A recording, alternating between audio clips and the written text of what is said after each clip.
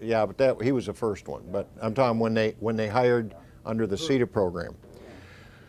The government had initiated a program called CETA program, and Art, you were still on board at that time. The CETA program dictated that, number one, you had to hire people. They were trying to get people into jobs who didn't have jobs. So consequently, if you had a guy that was doing a good job and he was showing up for work regularly and doing all that stuff, you couldn't hire him. You had to hire people who were either underemployed or unemployed, which unemployed people usually aren't too enthusiastic about getting work to begin with. So what we initially hired were people, a lot of whom hadn't held jobs, didn't want jobs. And then the aspect that you've got a traditionally white fire department, other than one minority, a traditionally white fire department with old traditionalists in it, and they sent all these battalion chiefs at that time, who were old white guys, out to interview these people.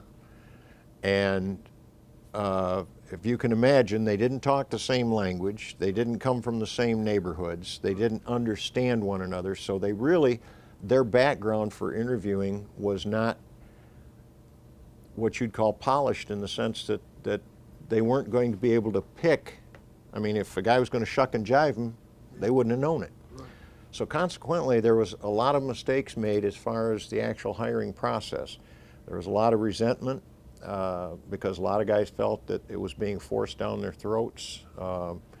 It wasn't, hey, let's go out and hire some minorities because we really need to make the community better. It was federal government says you better hire them or you're not going to get any money.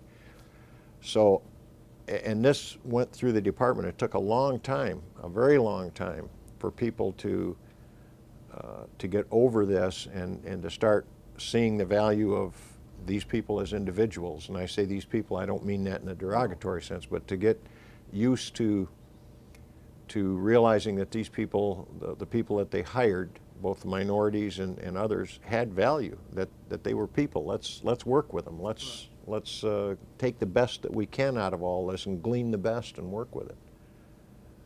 So then, what, another 10 years or so later, maybe roughly 10 to 12 years later, now we've got first females. You went through some transitions in your career as far as major differences. And they were received probably very similarly.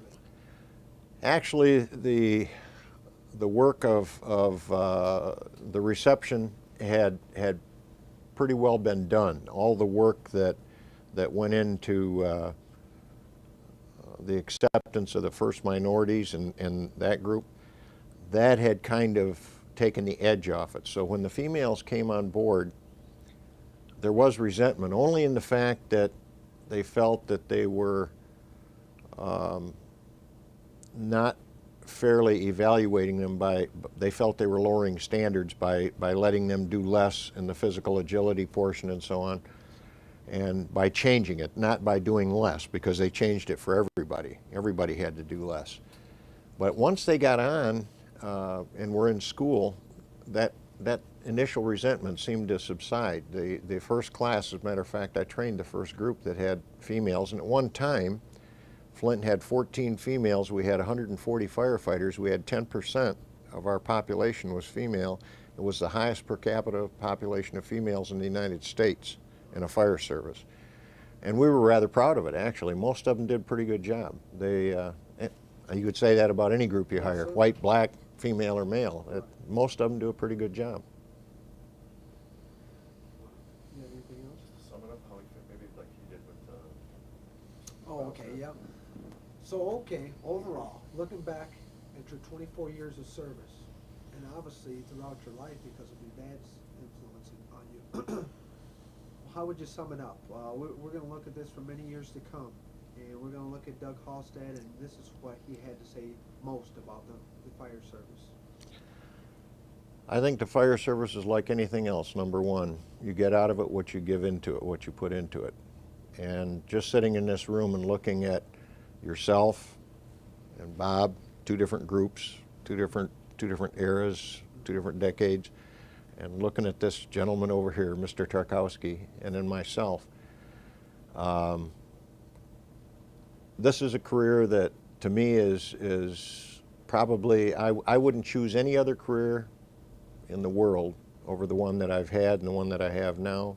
I love what we do. There's more opportunity to do things here.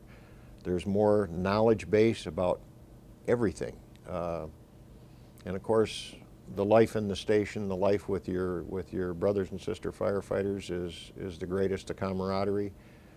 I wouldn't elect to do anything else if the pay was a lot more. This is a great profession.